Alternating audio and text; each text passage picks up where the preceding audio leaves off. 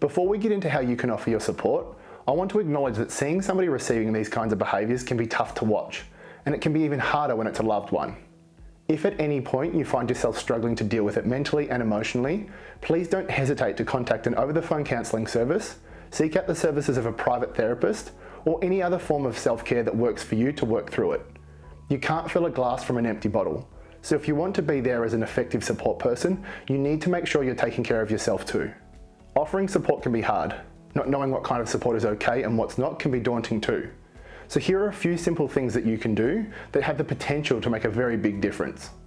Firstly, in an emergency situation, always call 000. If anyone's safety is at risk, the first point of call is always emergency services to help support the safety of everyone involved. If it's not an emergency though, here are some additional support ideas. If you know or suspect that somebody is receiving violence and abuse, it's okay to say something.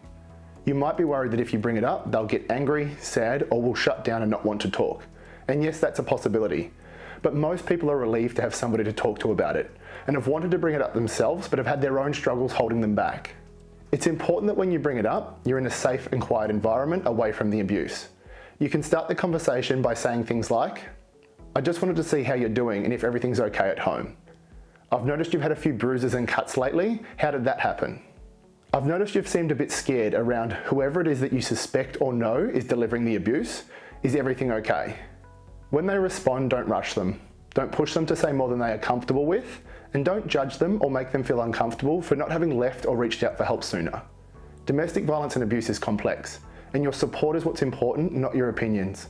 As much as you might want them to do more or to do things differently, for it to have the best chance of success, they need to be ready for it, and it needs to be their decision. The best thing you can do is offer practical support with things like transport, booking appointments for them, taking care of children, or offering them a safe place to escape to if that's what they choose. If when you approach them they don't respond in a way you would have hoped, don't take it personally. Just let it go for now and reassure them that you are there for them if they need you. If they are ready for help though, either encourage them to contact your local or national domestic violence support service, or offer to contact them together and let them guide the process from there.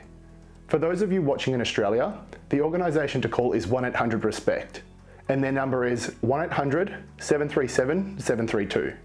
Just remember that your role is to support, not control.